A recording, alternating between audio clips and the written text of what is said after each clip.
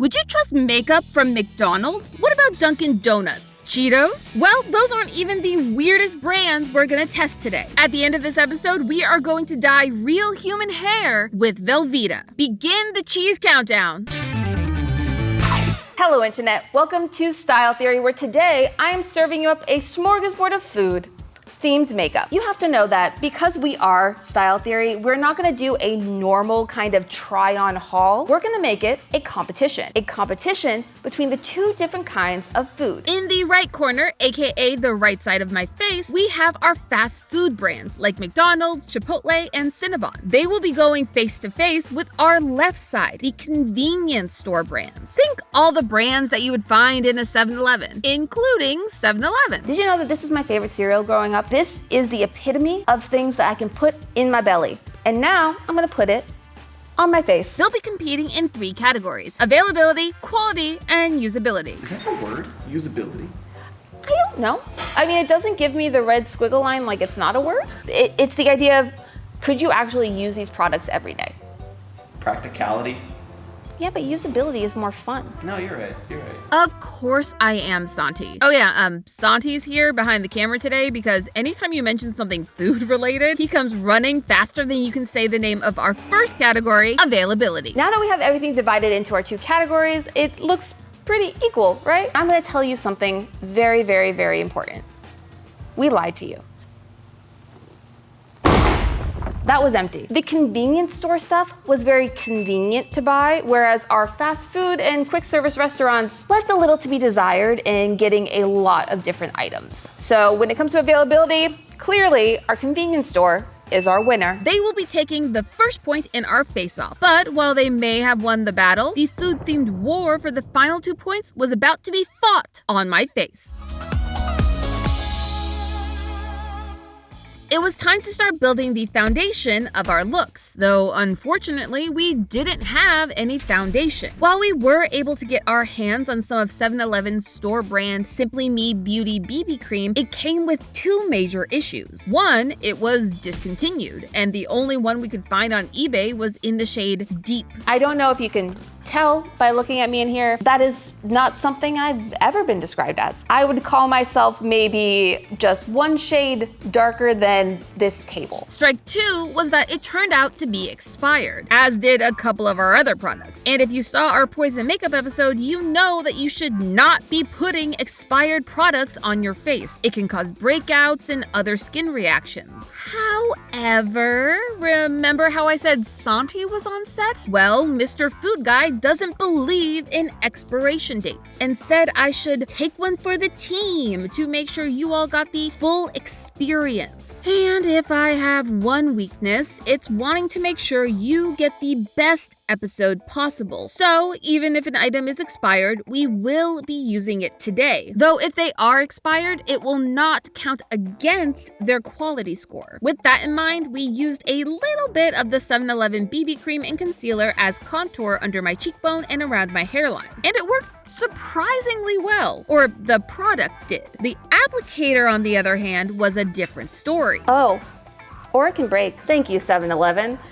You might have inspired this episode, but you have not inspired confidence in me in your makeup. Hopefully, this would not be an issue moving over to our fast food side, where we had multiple sponge options. I'm really looking forward to testing out the donut-shaped sponge from the Dunkin Donuts collaboration with e.l.f., a big name in affordable makeup that released back in March of 2022. I don't think I've ever seen someone use a donut-shaped sponge. This thing is not only gigantic, but like a donut, it has a hole in the center, which I don't know if that helps, or if instead they've just stolen part of this sponge from me. But it is my favorite kind of donut, so props for that. I'm getting ahead of myself, because we all know that the first thing you should put on your face is sunscreen. And oh boy, did I have the perfect sunscreen for this episode. And it's a extra crispy sunscreen from KFC. It is supposed to, as the bottle says, it smells like chicken. Like our 7-Eleven, this sunscreen was just a little bit past its prime. KFC is no stranger to unique promotional campaigns. They've done perfumes, edible nail polish, and in 2016, sunscreen, which was the only one we were able to find available on eBay. But would it still smell finger-licking good? Only one way to find out.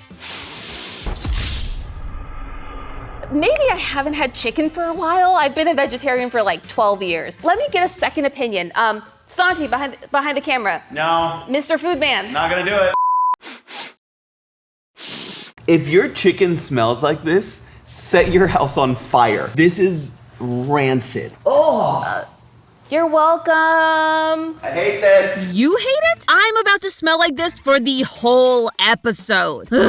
It wasn't just the past due date either. My research found that apparently it smelled just as bad 8 years ago when it first came out, so that will count against it in our final scoring. After applying my rancid chicken sunscreen, it was time to finally use some real, non-expired makeup, the Dunkin Donuts Don't Forget Me Putty Primer, also part of its e.l.f. collaboration. I was actually able to get my hands on almost everything from this release, so you'll be seeing a lot more of Dunkin coming up. However, while the primer was great, the sponge I was so excited to use was not.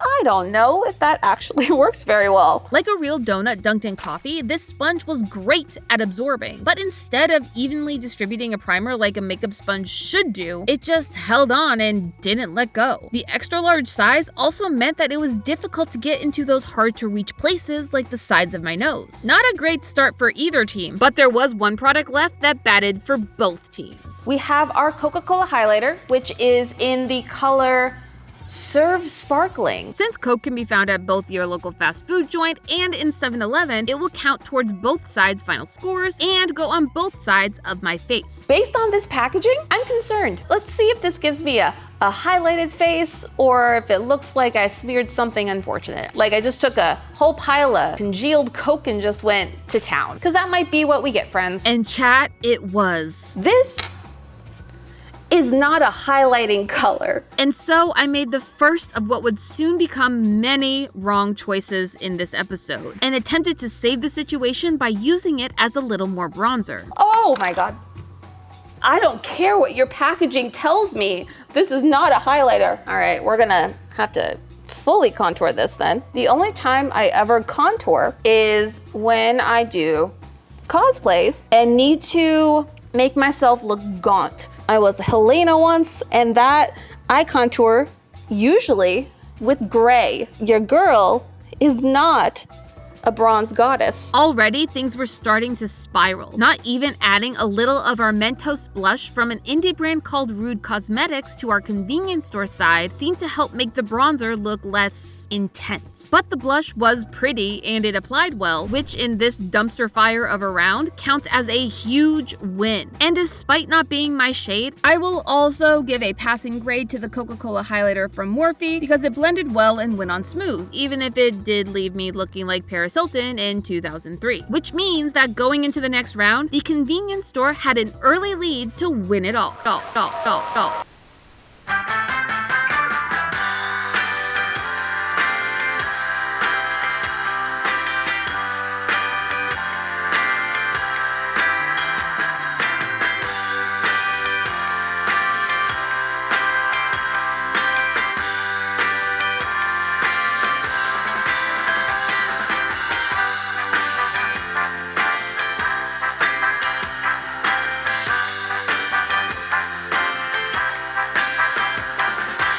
Embrace your legacy. The Legacy Collection, featuring 4 new signature jackets and a range of flattering graphic tees, is available now at lumenofficial.com.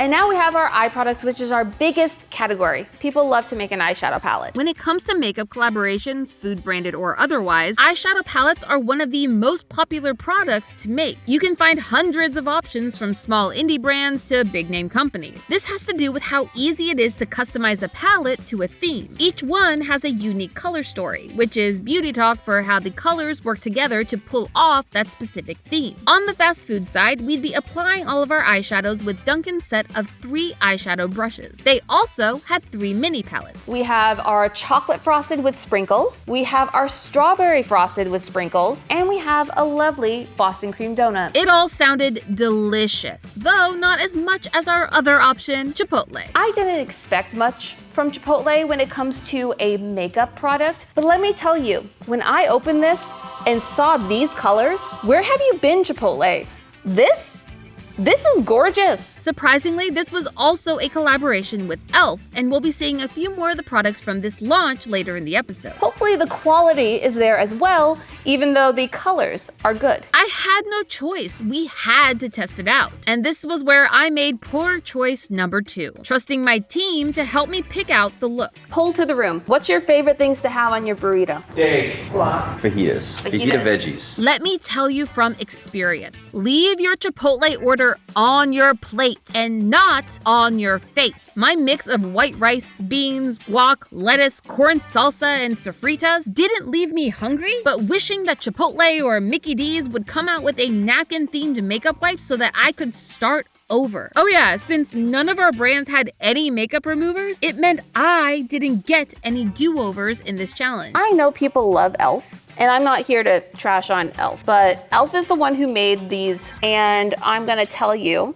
that I'm having the worst possible time blending out all of this makeup. And trying to add in some of the neutrals from the Dunkin palette proved to be yet another mistake. I had high hopes for this one, and the problem is it's just all shine. And so there's nothing here that lets me blend out anything in a way that's nice. All of the so-called neutrals in the Dunkin palettes were high shine and mega glittery, exactly what I don't want to help me blend out other matte shadows. Instead, I was starting to look like a disco ball that had been dropped in the dirt. I don't love it. But despite the horrible showing of their eyeshadow palette, I will give Chipotle one win for this round. Their avocado makeup sponges. Guacamole?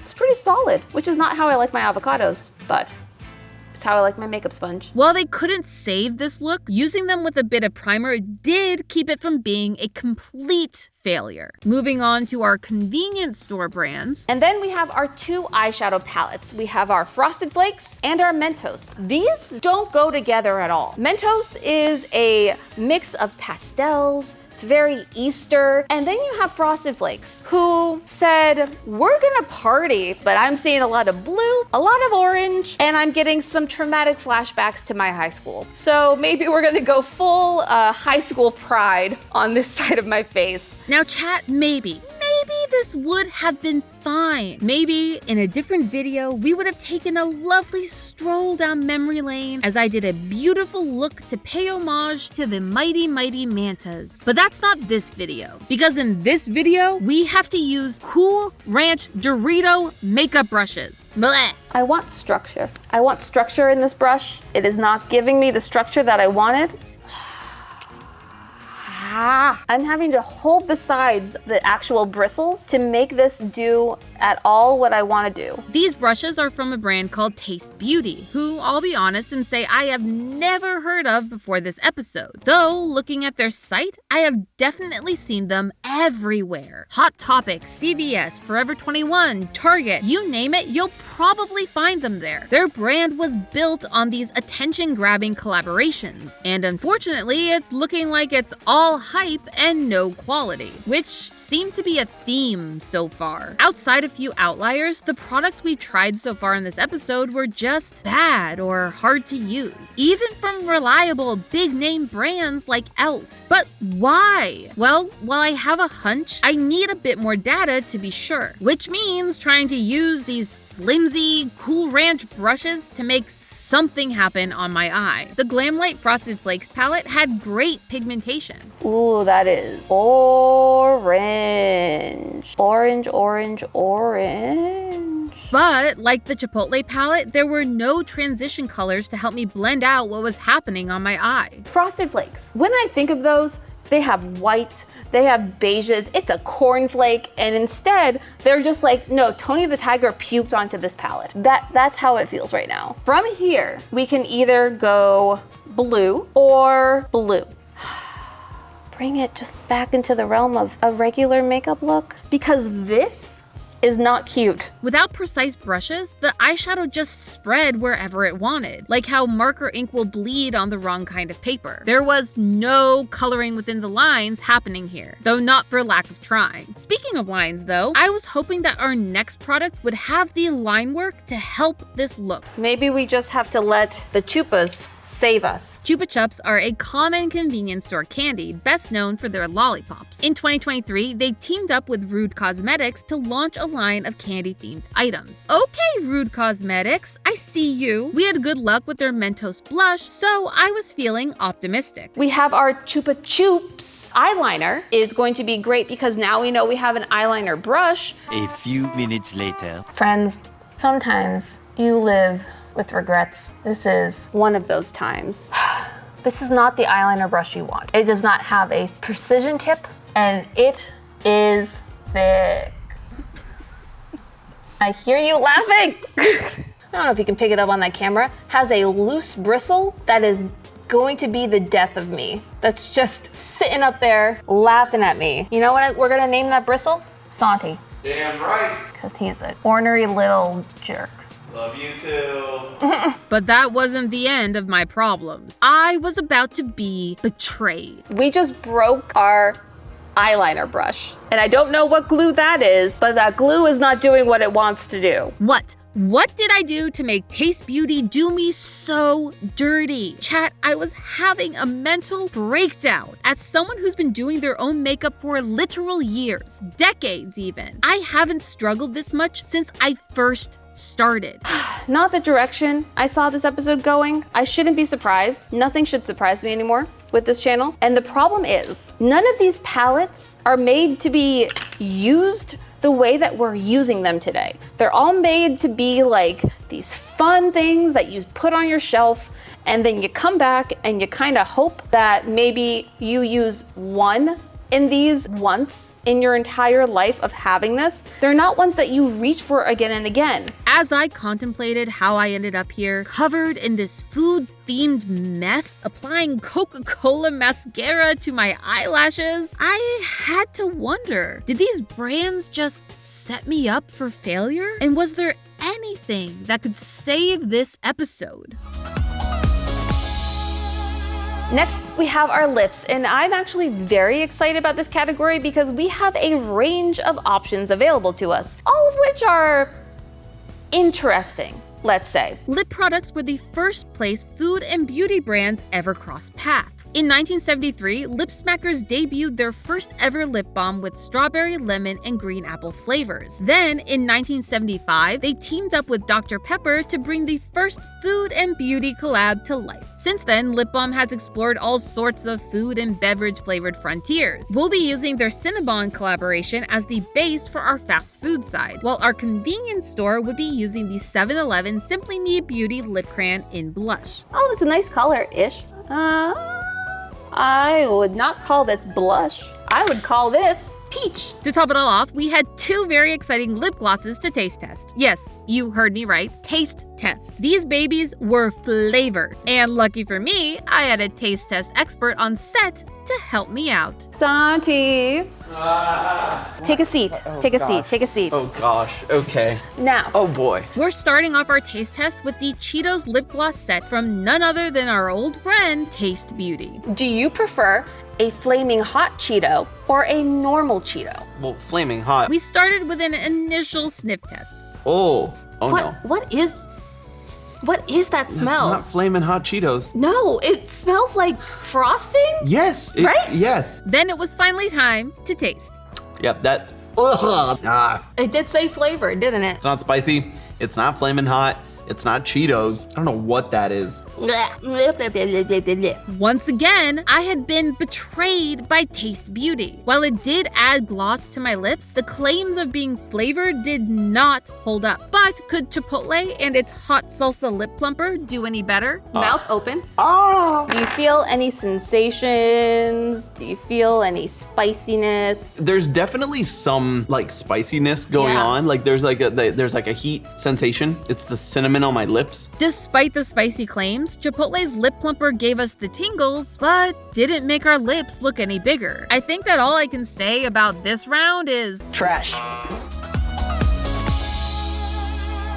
preserve the convenience store side of our one-of-a-kind look today, we had an unexpected addition to our lineup. We will top it all off with a Mentos setting spray because yes, Mentos has setting spray. I didn't expect to find that in this deep dive of food makeup. It felt like every other makeup spray. Nothing minty or Mentosy about it other than the packaging. So, points for Rude and Mentos. You actually did what you advertised. And you know who else did? Hershey. This is our Hershey's perfume. I would like to smell like something that isn't rancid food product, and this is my only chance.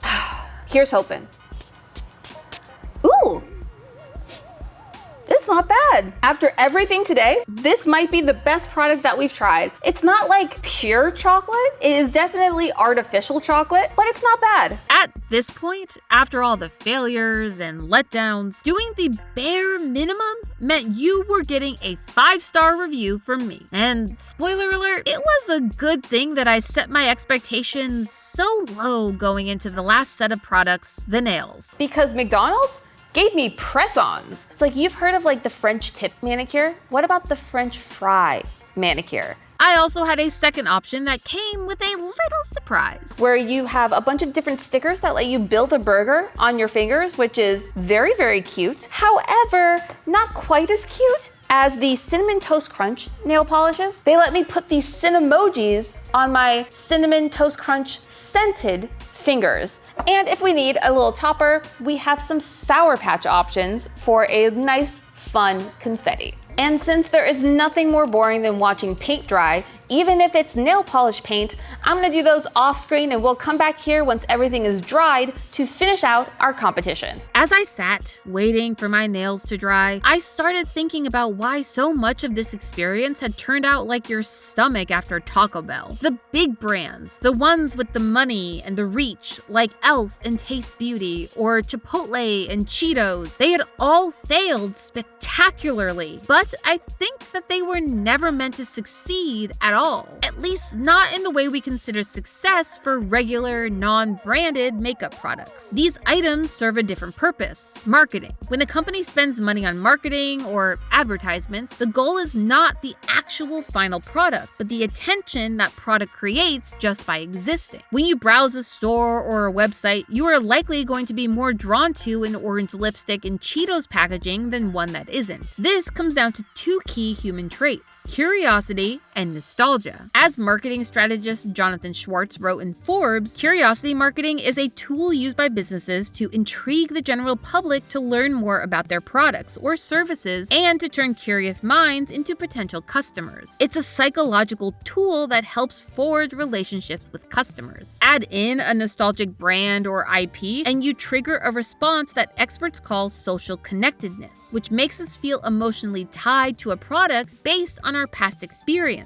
By buying this product, we are connecting with our peers who also grew up with this brand, and that gives us a sense of belonging and peace, which in turn makes us more willing to spend money on an item. Let's be clear, this is not a bad thing for companies to do or a bad strategy to use if the product is good. The problem with our makeup is that it's not. We ended our previous segment high on the hopes that the nails would be the saving grace of this episode. And I'm here to tell you they weren't. When I opened our Cinnamon Toast Crunch nails, the bottle itself broke. The neck of this bottle is stuck in the cap, and that was the first time we had ever opened it. The fake McDonald's nails weren't faring any better. When you're talking about fake nails, these look fake. I don't know if it reads on camera the same way, but here it is straight up a cartoon nail. Though I do love the lovely accent nail for the McDonald's. It's giving me a lot of life, but I'm gonna tell you one thing. For this whole look, this whole experience, I'm not loving it.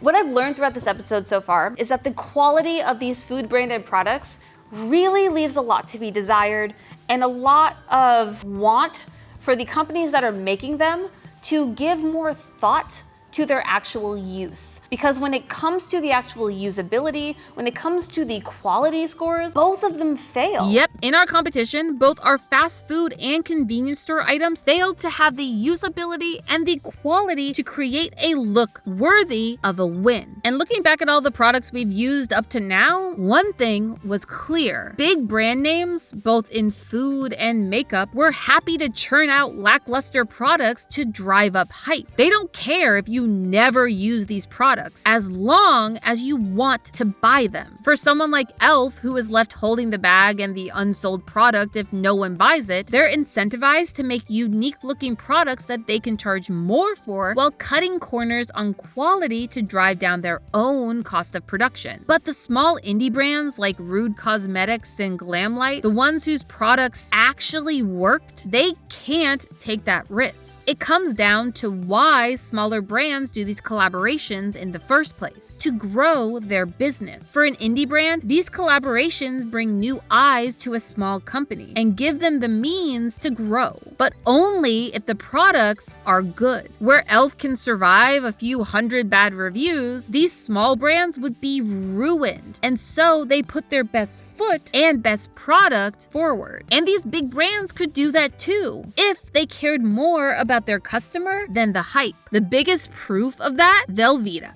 This is the Velveeta Gold hair dye, and we tried it. Let me tell you, this stuff lives up to the expectation. It's gooey, it's golden, and it looks like you're just putting melted cheese on your hair. My hair was too dark for this to work on me, but lucky for us, there was an easy solution. Not only can I buy Velveeta cheese hair dye on Amazon, I can buy actual hair. Last night, I strapped our blonde human hair wig to my makeshift Amy stand-in to see if this dye actually worked. And chat, I was shocked. Look at this. Look at this lovely golden color. I did not think it was gonna work. I did not think it would look good. I didn't think it would suit me. I didn't think anything would come of it. And out of everything on my body today, I like this the most. This color, this look, this vibe, I'm loving it. Oh, I'm sorry. I'm loving it. If anything won today, it was surprisingly our Velveeta, the underdog, the one I got as a joke product to just kind of cap off the episode so we could all have a good laugh at Velveeta cheese. Did the best job. It colored the hair, and unlike all of our other products here, it didn't leave me wishing for more. Yes, Velveeta put their money where their cheesy mouth was and made a product worth putting their name behind. But that raises the question, since Velveeta counts for both teams, does that mean that after this whole thing, we have a tie? Well, that's not for me to decide. So this time, we're gonna do something a little bit different. I'm gonna throw it back to you. Who do you think actually won this competition? Was it our fast food branded makeup that did all of this? Was it our convenience store makeup that did all of this? Or was it all of us? Was it the style theorists who really won because we got to have a good time playing with all this makeup, and I got to make Santi try lip plumping gloss for the first time in his life? You decide in the comments. But hey, that's just a theory, a style theory. Keep looking sharp, like these nails. This just in, a plague of skulls has invaded the town from the local cemetery, and they're at large seeking human flesh to steal for themselves. Authorities are telling us that you should stay indoors and arm yourselves with a skull's natural weakness, stiletto heels. If you do not own a pair of stilettos or require instructions for proper wielding, we are being informed that Lumen has put out a Theorist Legacy t-shirt collection, which includes a visual guide for how to arm yourself. It also serves as a visual warning that you are not to be messed with. Celebrating the downfall of head generals Ted, Ned, and Fred, one side of this display of Theorist triumph will shock these zombies to the bone and leave them cowering in fear. Get yours now at lumenofficial.com before it's too late. And now Jerica with the weather.